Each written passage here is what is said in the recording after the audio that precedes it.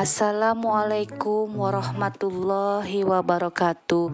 Apa kabarnya hari ini anak-anak? Semoga kalian dalam keadaan sehat ya.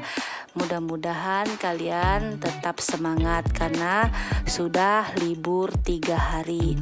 Hari ini kita masuk tema 4 tentang globalisasi, subtema 2 globalisasi dan manfaatnya. Mata pelajaran IPS pembelajaran 1 halaman 54 sampai dengan 55 dan pembelajaran 5 halaman 83 sampai dengan 85. Sebelum video ini dimulai, jangan lupa kalian selalu melaksanakan sholat 5 waktu dan sholat duhanya. Kemudian kita bersama-sama berdoa terlebih dahulu. Hari ini kita akan membahas pembelajaran 1, kerjasama negara anggota ASEAN dalam bidang politik. Pada pembelajaran sebelumnya, Ibu telah menjelaskan kerjasama dalam bidang sosial dan kerjasama di bidang budaya. Pada kesempatan kali ini, Ibu akan menjelaskan kerjasama ASEAN di bidang politik. Antara lain ASEAN Political Security Community atau disebut dengan APSC atau Masyarakat Politik Keamanan ASEAN.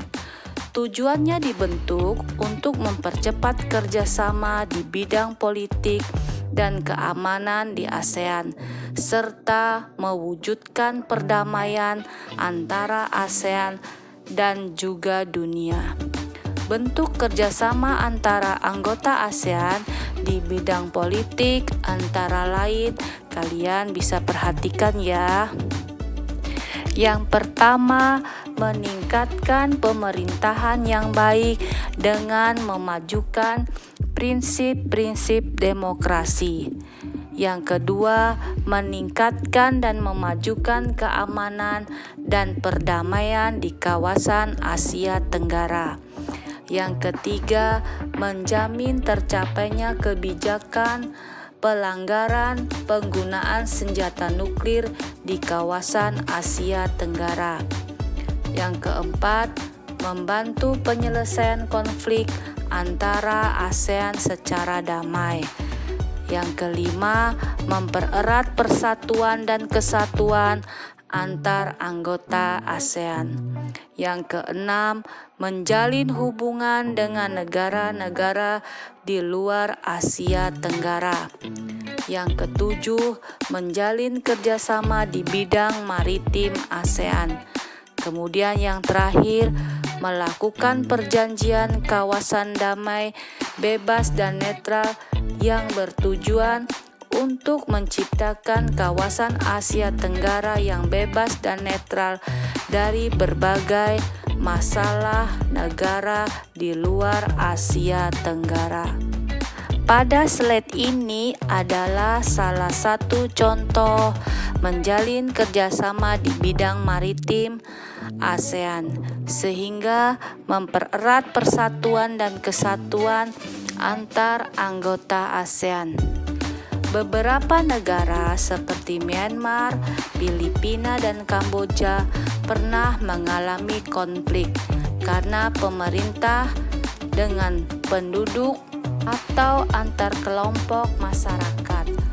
Konflik tersebut kemudian menciptakan pelanggaran hak asasi manusia terhadap salah satu pihak. Untuk mengatasi permasalahan tersebut, Indonesia mengusulkan dibentuknya Badan Hak Asasi Manusia ASEAN yang bertujuan melindungi hak asasi penduduk di negara ASEAN. Kemudian materi kita selanjutnya yaitu pembelajaran 5. Peran Indonesia dalam kerjasama mengatasi peredaran obat-obatan terlarang. Gejala-gejala sosial yang saat ini sedang mendapat perhatian yang cukup tinggi adalah tentang obat-obatan terlarang. Obat-obatan terlarang menjadi kejahatan lintas negara yang harus diatasi oleh negara-negara ASEAN. Obat-obatan terlarang memberikan dampak negatif terhadap generasi muda. Kemudian Indonesia pun ikut berperan dalam kerjasama memberantas peredaran obat terlarang. Kepolisian Indonesia seringkali menangkap pelaku peredaran obat terlarang yang berasal dari negara anggota ASEAN lain.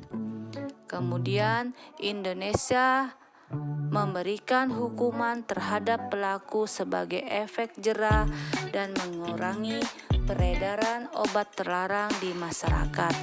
Demikian materi dari Ibu. Mungkin itu saja. Assalamualaikum warahmatullahi wabarakatuh. Tugasnya menyusul ya.